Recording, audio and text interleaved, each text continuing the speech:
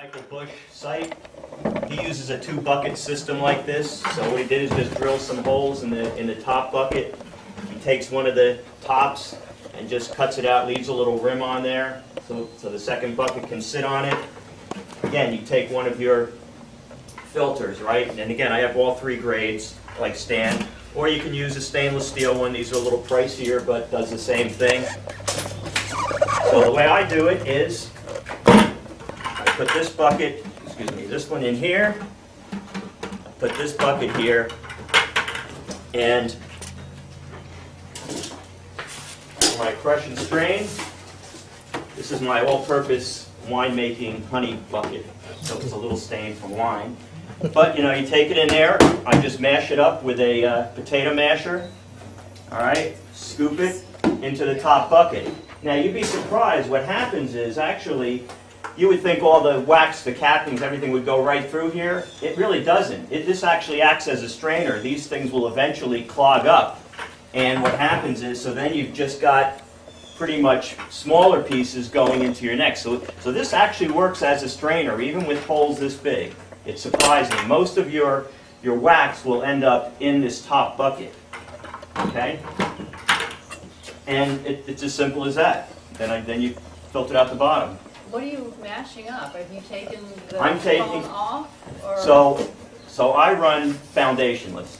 Okay, so I don't have any foundation. So I just cut it off, and I'm going to mash it up.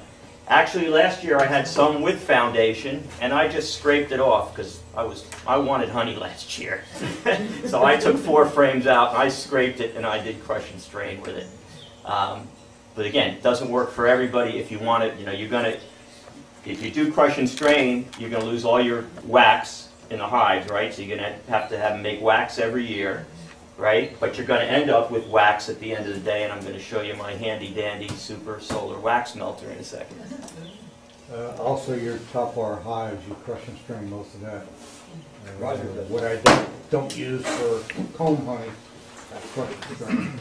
For faulty frames, I'll crush and strain. How many frames can you put into one of those buckets? I know a lot. Quite a few. You know what? Go ahead. What's the diameter on those holes? An inch? 3/4 inch? I just eyeballed it. Oh yeah. I don't know. It's maybe Does it matter? maybe 5/8, I would say. There you go. So while he's showing you that, I'm going to show you. This is another one of my little inventions that I haven't actually tried yet, but I'm going to give it a shot this year.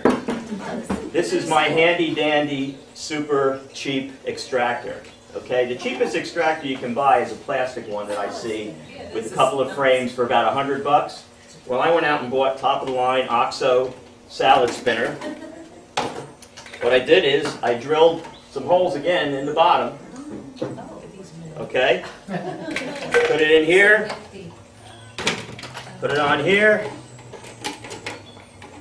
pop it up.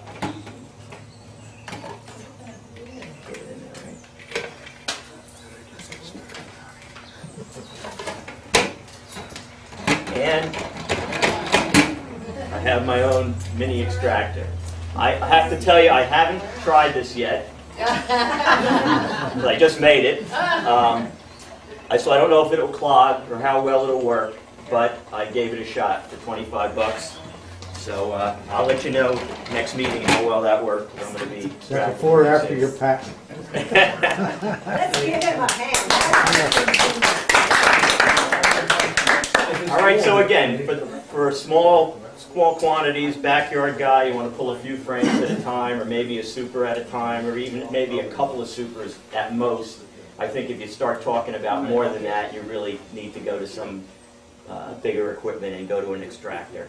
How's crush and strain going to work if you have the wire strips running through the foundation? So again, I don't use the foundation. You're not going to crush the foundation in there. If you wanted to do crush and strain with foundation, I scraped it off.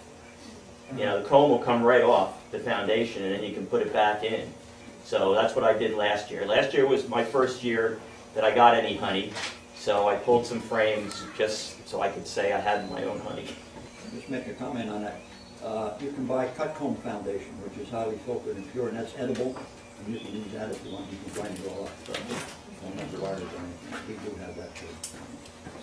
Okay, so I have a handout if anybody wants it here. This came out this month in the Brushy Mountain flyer, and it just gives you kind of an idea of at what point do I want to go from crush and strain to an extractor, and how big an extractor. Okay, and this is based strictly on labor time, how much time it will take you to do so many supers. So if you want to take a look at it, it's also out there on the Brushy Mountain site, I think, but I made a few copies of that. So it's kind of a nice guideline. You say, well, what equipment do I need based on how many hives I have and how much honey I want to extract.